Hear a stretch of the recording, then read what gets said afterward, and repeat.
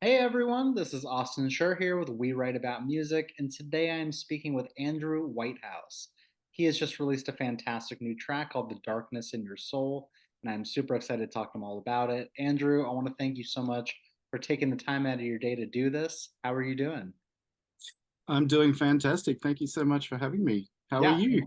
I'm doing great. Thank you for being here. For anyone that doesn't know, Andrew is on the other side of the world right now in Australia, but where specifically? Yes, I'm in Sydney, which is kind of on the East Coast. Nice. And how is life over there right now? What's going on? Other than being extremely cold, uh, it's fantastic. Um, Look, it's kind of like a typical Sydney winter at the moment. Sure. Extremely freezing, but beautiful sunny skies every day. Nice. I mean, can't complain. Honestly, it's blazing hot over here. I wouldn't mind a cold day. But obviously, the weather is not the topic here. It's the music. You've got this brand new single out. It is wonderful. Obviously, I've listened to the rest as well. This one feels like a standout, though. And since I've got you here, I'd love to kick this off with knowing what it's about. Like, what inspired the song? What's the meaning behind it? Yeah, sure. And I guess that's the weird thing with songs, right? Is that Yeah. everybody kind of imbues their own meaning onto how it makes them feel and what the lyrics are about. Um, Look, with this song, really what happened was, and not to go into too much of a heavy topic straight No, off the please, bat here, please. but There are no rules here. You can, if it's, yeah, you can say whatever you want. so I was reading the news and particularly news about war violence, gun violence, Sure. particularly that type of violence where there's a lot of innocent people that are affected by it. Perhaps in places where governments are quite complicit to, perhaps society's rules being, conducive to things like gun ownership and, um, It's a you hot know, topic over here. yeah, absolutely. And I think that it got me thinking about, how sometimes, societies as a whole can be sometimes responsible for what happens to, innocent people in those types of situations, and the society themselves is almost kind of complicit in that violence in a way by, accepting, on the one hand, access to weapons or whatever it might be. Sure. Certain countries that have perhaps a dictator in charge.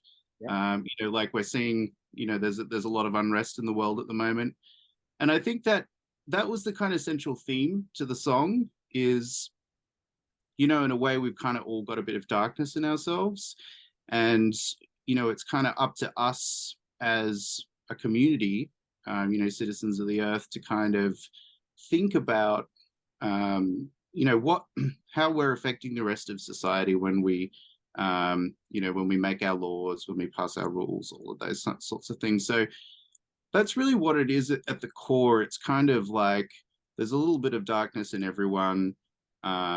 Yeah, and we can, definitely there's a positive note to the I song, and understand. It's you not know, all negative, but it also gives the listener, something to ponder. And it does. for so many people, it's an issue that they live with every single day, and it's horrible. Yes. And it doesn't seem to be getting better, at least here in the US. Like I can speak for us. But at the same time, it's like I don't think there's such a thing as too much awareness. We talk about it day in and day out, but at the same time, like if it has to infiltrate our media when it comes to music, then that's totally okay at the same time. You're writing what you know and you're writing what you feel, and I think that's important.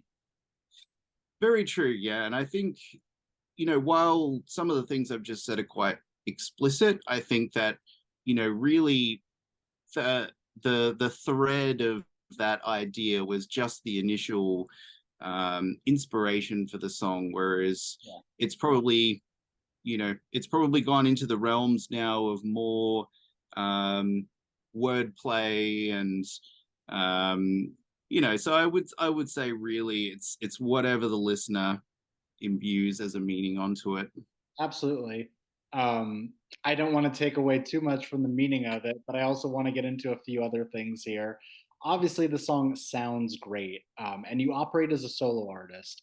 But my question is like, do you have anyone behind you, instrumentally or on a production team, helping you put together sort of the final touches here? Because it really just sounds great. I would recommend anyone listen with a nice pair of headphones.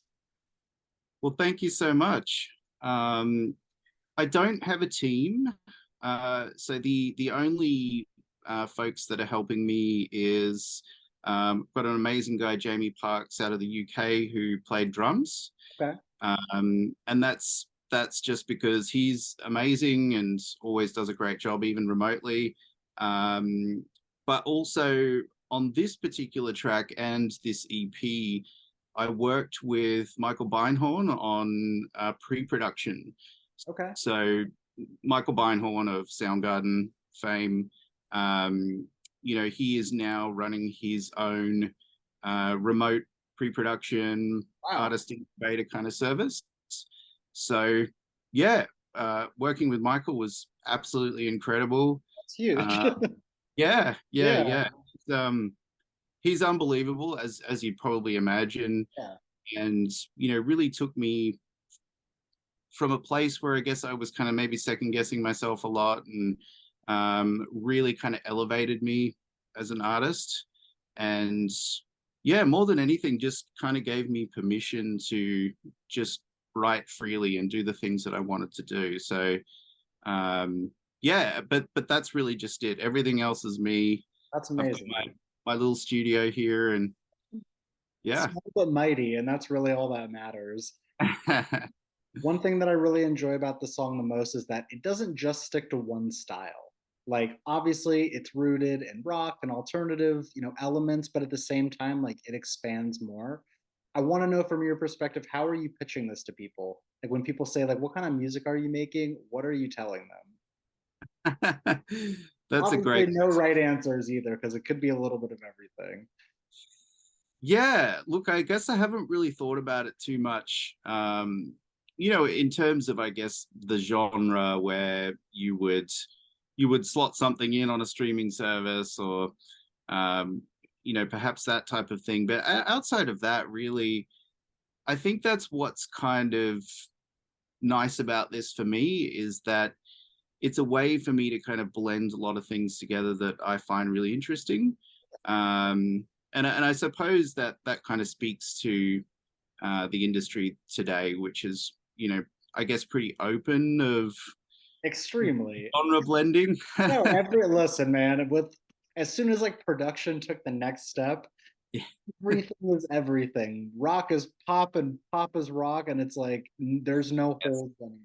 Which I Yes. think is a good thing because, especially as an independent artist, it's so hard to stand out. Like, how do I sound different than the million other people? And if you're not blending together things, then like you're just gonna get lost in the void. That's why I really think this song is special, is because it doesn't hold itself to one thing. Thank you. Yeah, you're welcome. Yeah, so I guess it doesn't really have an answer, but I don't know. I guess we can look forward also. I assume this isn't the last thing you ever put out. Do you have any plans for the future? Will you potentially experiment? Do you think you found your sound? Like how does that outlook look? Yeah, look, I think that music has always been a exploration and a journey for me, and I think that I'll always be doing something. It happens to be rock pop today. Sure. In the past, I've done film composition and um, you know various other things. But I think that I always come back to songs, Yeah. and I think whether they have that rock flavor or whether they've got something different going on, yeah, we'll see. But definitely the most immediate things in my future are to release the full EP Yeah. that these singles are from, and after that, I've pretty much got the next one already all ready to go. So Love that's that. pretty much 2023, 2024 taken care of. I understand. I don't know what it is. Sometimes I get the feeling from people that you just don't stop. Like once that creative thing in your brain starts going, like you can't stop it. You're not going to not make a song because you're working on one thing. And I understand, like in terms of sound and style, you don't want your singles jumping all over the place and a little bit of everything. So you save them for future projects. So it sounds like there's a lot on the way, which is always a plus. Indeed. Very cool. So, I mean, obviously, I feel like you've been involved in music for a while. Give me like the snapshot of your journey. Like, how has it looked for you? When did you take it more seriously as opposed to just, jamming in your bedroom to like, I'm going to make a real single. I'm going to do this thing. Yeah, wow, it has been a huge journey, and I think, I probably started out like a lot of people, being a music school kid and picking up instruments as a teenager, and that was kind of, being an instrumentalist was kind of originally what I wanted to do. And I went to a conservatorium for that for a couple of years after high school. um, I found out pretty quickly that playing on other people's music really wasn't what I wanted to do. Um, and I don't know, maybe if the industry was like it is today, I probably would have maybe stayed as an instrumentalist, because it certainly seems like there's a lot more scope to be into niche things these days. But no, I think that I was always compelled to write melodies and lyrics, and it was probably in my early 20s that I decided, hey, why don't I try to sing as well? Because then I would be able to actually perform the songs that I was writing. So I guess that was kind of the loose plan at that point in time. But then I got really into electronic dance music for a long time, and had a weird side career as a DJ producer, and Nice. then Okay. I mean, yeah, yeah. you wouldn't be able to tell from this, but hey, we all like our own music. Yeah, it was no, it was awesome fun. I mean, releasing records and playing out at clubs, that was a really, really good patch. And I think, as I say, that kind of blended into film and TV for a little while there. But as I say, my core love is really writing songs, writing melodies. So I think I always come back to that at the end of the day. That's interesting though, because I wasn't aware that you were a part of past projects in terms of like bands. Have you found that like your process has changed at all in terms of creating songs? I guess it's an interesting question because if you're part of a band, you might not be the sole creator of things. Like it's a group project. I don't know. Is there one that you prefer, one or the other? I think for somebody like me, solo works really well, Okay. because I have my own process that's very antisocial, let's say. I Maybe get it. I get it. I get it so much. Yeah. yeah, I think that collaboration is always amazing, right? Like, I think in that sense, maybe being more of a kind of a passive member of a band, or collective or whatever, is better for me. I think for my own music, being a solo artist suits me much more. Yeah, the process where I can just kind of take as long as I need. And that's not to say that I can't collaborate with people No, of course um, not. where necessary. But yeah, I think that yeah, it definitely suits me more than being part of a band. I understand. I mean, listen, if you're going to put your time and energy and money into something and you want it to be exactly how you want it to be, then I feel like solo is the only way. Um, Yes. has this solo project, like, have you played live shows? If you haven't, is that something that you'd like to do? Yes, I haven't played anything live under this project yet. Okay.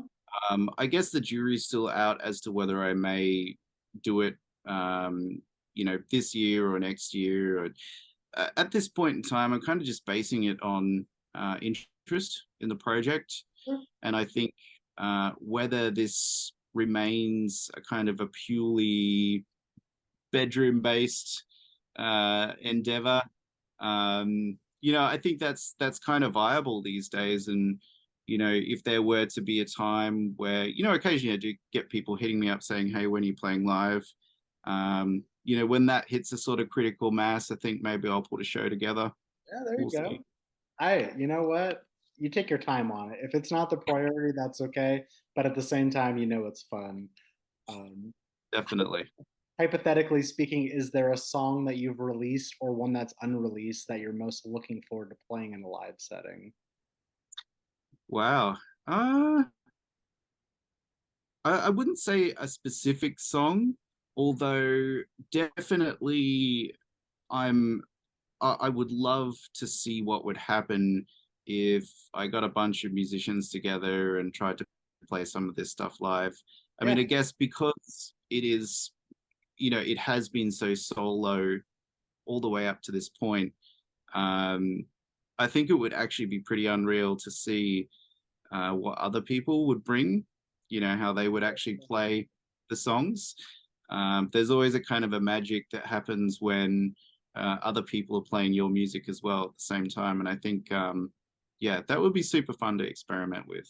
well, there are people that you like have played with just for fun, like friends or family that come over and stuff like that. Not, not lately, not Okay, lately. So, yeah, the live music thing is a long, long way in my past at the moment.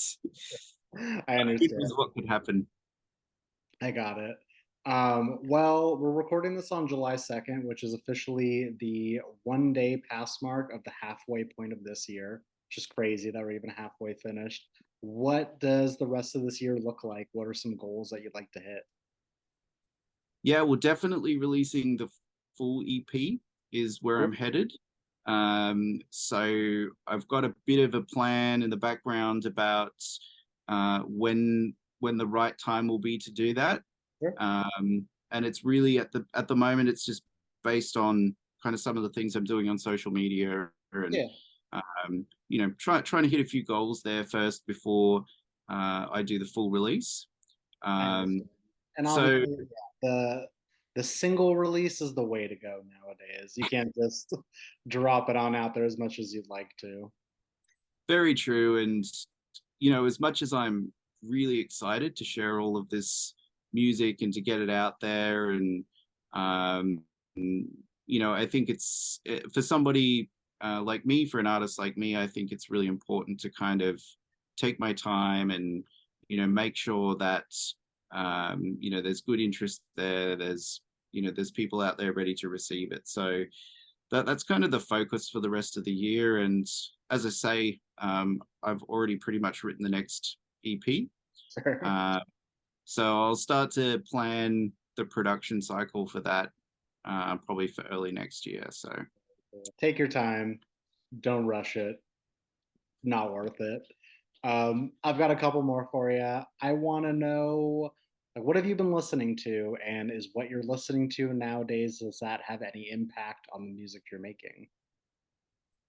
yeah, uh, I would say that if you look back to perhaps the 90s when a lot of uh, that sort of classic rock sound was kind of getting solidified, and you had a lot of I guess artists that were making things that are kind of in a way of a similar sound to what Sure. I'm doing now. And um interestingly, I never got uh onto that tip back then. I was an instrumentalist and I wanted to play you know complicated jazz fusion music, and so I kind of wasn't really on the pulse with what was popular at that point in time. So I'm discovering a lot of bands from 90s, early 2000s,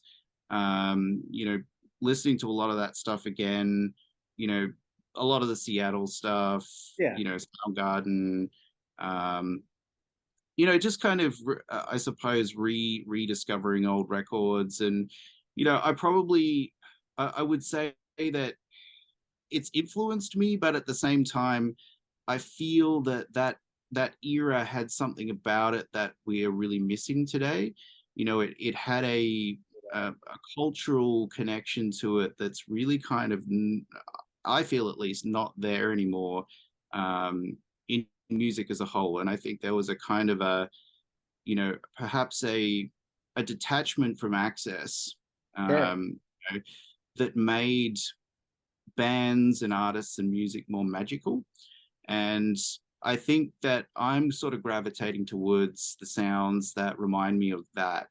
And, obviously production techniques that are a little bit less perfect and polished, and definitely gravitating away from the auto tune on the vocals. And yeah, so I'm still listening to a lot of that stuff, and trying to discover new music when I can as well.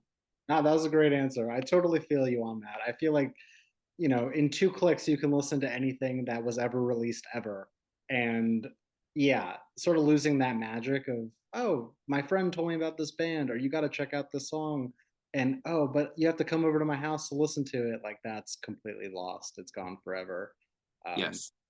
Good thing and a bad thing, but it depends. But I definitely hear in your music those influences in that total Seattle area, and it's great. My last question for you is basically for the person that is going to discover you from this, what is an opening message you'd like to say to them before they listen to your music for the first time? Yeah, so I think we were on a great theme just then. Yeah, What I would say is that uh, if you're looking for something perhaps a little bit more than is readily available on the radio or on your streaming services, really that's what I'm all about. I'm trying to find that place where music was magical and we would just listen to it on headphones for hours in bedrooms all across suburbia. It's sure. an escape from um, an escape from the everyday. Something to kind of lose yourself in, something to think about. Again, the meanings don't need to be explicit.